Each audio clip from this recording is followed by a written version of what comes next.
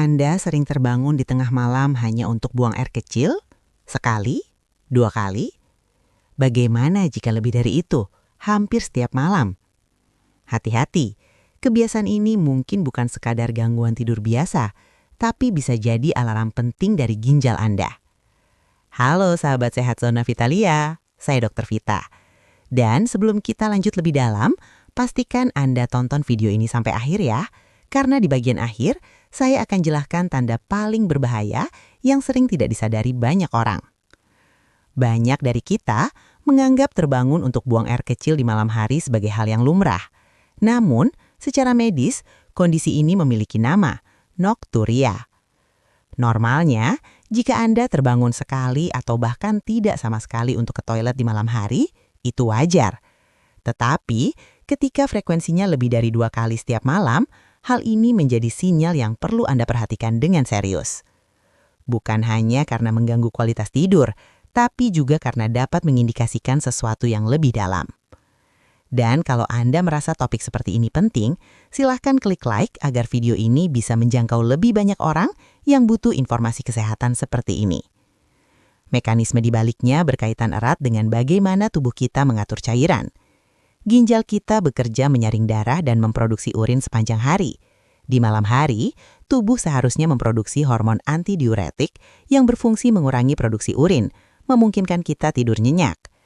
Jika produksi ADH ini terganggu, atau jika ginjal tidak lagi mampu memekatkan urin dengan efisien, tubuh akan memproduksi urin dalam jumlah banyak di malam hari, memaksa Anda terbangun.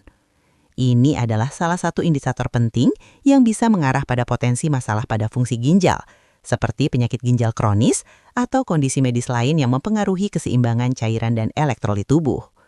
Dan bila Anda punya pengalaman serupa, silahkan tulis di kolom komentar. Nanti saya bantu jelaskan satu persatu. Kita perlu melihat ini bukan sebagai hal sepele, melainkan sebagai data objektif dari tubuh Anda yang sedang meminta perhatian. Jadi, pastikan Anda tetap bersama saya sampai akhir, dan jangan lupa subscribe agar tidak ketinggalan pembahasan penting seputar ginjal dan vitalitas pria. Mari kita pahami lebih dalam. Normalnya, saat kita tidur, tubuh kita memproduksi lebih banyak hormon antidiuretik atau ADH. Hormon ini bertugas seperti rem bagi ginjal, mengurangi produksi urin sehingga kita bisa tidur pulas tanpa terbangun ke kamar mandi. Namun, pada kondisi nokturia yang patut diwaspadai, produksi ADH ini bisa saja tidak optimal atau ginjal kehilangan kemampuannya untuk memekatkan urin secara efisien. Artinya, meskipun Anda tidur, ginjal tetap memproduksi volume urin yang besar, yang pada akhirnya akan memaksa Anda untuk bangun dan buang air kecil. Kondisi ini seringkali menjadi tanda awal adanya masalah pada kesehatan ginjal Anda, seperti penurunan fungsi ginjal yang bertahap, atau bahkan penyakit ginjal kronis stadium awal yang seringkali tidak menunjukkan gejala lain secara jelas. Selain itu, nokturia juga bisa disebabkan oleh kondisi lain seperti diabetes, gagal jantung, atau bahkan efek samping obat-obatan tertentu. Intinya, frekuensi buang air kecil 2 kali atau lebih dalam semalam bukan hanya mengganggu istirahat, tapi adalah panggilan serius dari tubuh Anda untuk dievaluasi lebih lanjut. Ini adalah sebuah data penting yang tidak boleh diabaikan. Untuk memahami mengapa data ini penting, mari kita kenali lebih dekat organ yang seringkali bekerja tanpa kita sadari, yaitu ginjal. Bayangkan ginjal Anda sebagai sebuah filter canggih di dalam tubuh, sepasang penjaga yang tak pernah lelah membersihkan dan menyeimbangkan. Fungsi utamanya adalah menyaring sekitar 170 hingga 180 liter darah setiap hari, memisahkan zat-zat sisa metabolisme yang tidak berguna atau bahkan beracun, seperti urea dan kreatinin, untuk kemudian dibuang melalui urin. Namun, peran ginjal jauh lebih kompleks dari sekadar penyaring. Organ vital ini juga bertindak sebagai pengatur cairan tubuh kita. Ia memastikan Anda tidak kehilangan terlalu banyak air, tetapi juga tidak menahan terlalu banyak, menjaga keseimbangan hidrasi yang optimal. Selain itu, ginjal sangat penting dalam mengelola kadar elektrolit seperti natrium, kalium, dan kalsium yang krusial untuk fungsi saraf dan otot. Dan yang tak kalah penting, ginjal memiliki peran kunci dalam mengatur tekanan darah. Melalui produksi hormon-hormon tertentu, ginjal membantu menjaga pembuluh darah tetap rileks atau mengenjang sesuai kebutuhan, memastikan sirkulasi darah yang sehat. Jadi, ketika ada sinyal seperti nokturia, sebenarnya ginjal sedang berusaha menyampaikan sesuatu tentang bagaimana ia menjalankan semua fungsi penting ini. Lalu, apa saja yang mungkin sedang disinyalkan oleh ginjal Anda saat Anda terbangun lebih dari 2 kali di malam hari untuk buang air kecil? Ada beberapa kondisi medis utama yang seringkali menjadi akar masalah nokturia parah. Pertama, penyakit ginjal kronis. Ketika ginjal mulai kehilangan fungsinya secara bertahap, kemampuannya untuk memekatkan urin, terutama di malam hari, akan berkurang. Akibatnya, ginjal membuang lebih banyak cairan dan elektrolit yang seharusnya ditahan, sehingga Anda harus buang air kecil lebih sering. Kedua, diabetes mellitus. Kadar gula darah yang tinggi akan memaksa ginjal bekerja lebih keras untuk mengeluarkan kelebihan gula melalui urin. Dan proses ini secara alami menarik lebih banyak air dari tubuh Anda, yang dikenal sebagai diuresis osmotik, menyebabkan sering buang air kecil, termasuk di malam hari. Bagi pria, pembesaran prostat jinak adalah penyebab umum lainnya. Prostat yang membesar dapat menekan uretra, saluran yang membawa urin keluar dari kandung kemih, sehingga menghambat aliran urin. Hal ini menyebabkan kandung kemih tidak bisa sepenuhnya kosong dan memicu sensasi ingin buang air kecil berulang kali. Terakhir, ada overactive bladder.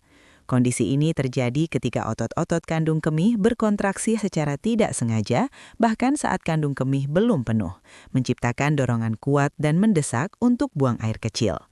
Semua kondisi ini dengan mekanismenya masing-masing dapat menyebabkan ginjal atau sistem kemih Anda bekerja terlalu keras di malam hari, sehingga menimbulkan gejala nokturia. Namun nokturia yang persisten juga bisa menjadi cermin dari masalah kesehatan yang mungkin tidak langsung Anda kaitkan dengan sistem kemih. Misalnya gagal jantung kongestif. Ketika jantung tidak mampu memompa darah secara efisien, cairan cenderung menumpuk di bagian bawah tubuh seperti kaki saat Anda beraktivitas di siang hari. Saat Anda berbaring tidur di malam hari, gravitasi tidak lagi menghambat. Cairan yang menumpuk ini kembali ke sirkulasi darah dan ginjal akan merespons dengan memproduksi lebih banyak urin untuk mengeluarkannya, memaksa Anda terbangun. Selain itu, kondisi seperti sleep apnea juga bisa menjadi pemicu nokturia. Pada penderita sleep apnea, henti napas berulang saat tidur menyebabkan fluktuasi tekanan dalam dada dan penurunan kadar oksigen. Ini memicu tubuh melepaskan hormon atrial natriuretic peptide yang bertugas membuang kelebihan cairan dan garam melalui ginjal. Jadi, meskipun masalah utamanya ada di saluran napas, dampaknya terasa pada produksi urin di malam hari. Tidak jarang pula, nokturia adalah efek samping dari obat-obatan yang Anda konsumsi. Diuretik yang sering diresepkan untuk tekanan darah tinggi atau gagal jantung akan meningkatkan produksi urin di malam hari. Beberapa jenis obat tekanan darah tertentu, antidepresan, atau bahkan suplemen herbal pun dapat mempengaruhi keseimbangan cairan tubuh atau kontrol kandung kemih. Oleh karena itu, penting untuk selalu menginformasikan semua obat dan suplemen yang Anda gunakan kepada dokter. Ini memperluas perspektif kita bahwa masalah bisa jauh lebih kompleks daripada yang terlihat di permukaan. Setelah memahami potensi penyebab nokturia, langkah selanjutnya adalah bagaimana kita mendiagnosisnya secara akurat. Proses ini diawali dengan anamnesis yang teliti, di mana saya akan menanyakan detail frekuensi dan volume buang air kecil Anda, kapan biasanya terjadi, riwayat kesehatan lengkap, obat-obatan yang sedang dikonsumsi, serta gaya hidup harian. Ini adalah fondasi penting untuk mengumpulkan petunjuk awal dan memahami pola yang terjadi. Kemudian, akan dilanjutkan dengan pemeriksaan fisik menyeluruh. Dokter akan memeriksa tekanan darah, mencari tanda-tanda pembengkakan di kaki yang bisa mengindikasikan masalah jantung, serta melakukan pemeriksaan perut dan neurologis jika ada indikasi masalah syaraf yang mempengaruhi kandung kemih. Untuk mendapatkan gambaran lebih dalam, tes urin sangat penting.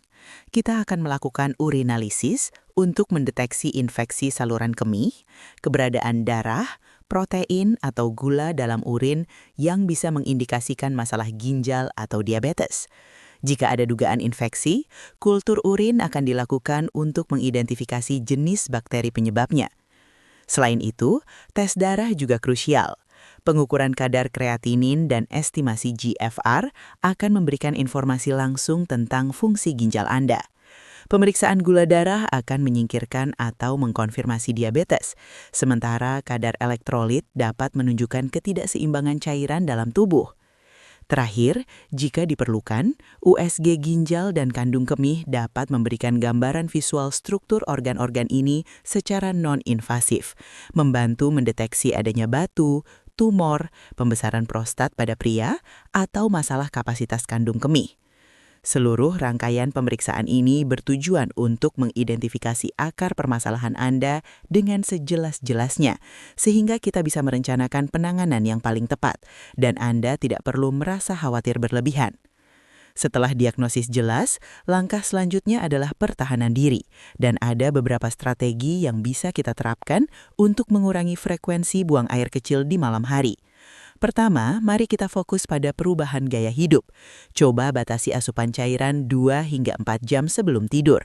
Ingat, ini bukan berarti mengurangi minum sepanjang hari, melainkan mengatur waktu minum Anda. Hindari kafein dan alkohol terutama di sore dan malam hari, karena keduanya bersifat diuretik, yang memicu tubuh menghasilkan lebih banyak urin dan juga dapat mengiritasi kandung kemih. Pastikan juga asupan garam Anda terkontrol, sebab konsumsi garam berlebih dapat memicu retensi cairan yang akhirnya juga dikeluarkan di malam hari. Kedua, kelola kondisi medis yang mendasari. Jika Anda memiliki diabetes, menjaga kadar gula darah tetap stabil sangat penting, karena gula darah tinggi dapat meningkatkan produksi urin secara signifikan melalui mekanisme diuresis osmotik. Begitu pula dengan tekanan darah tinggi. Kontrol yang baik akan menjaga kesehatan ginjal dan mengurangi resiko nokturia.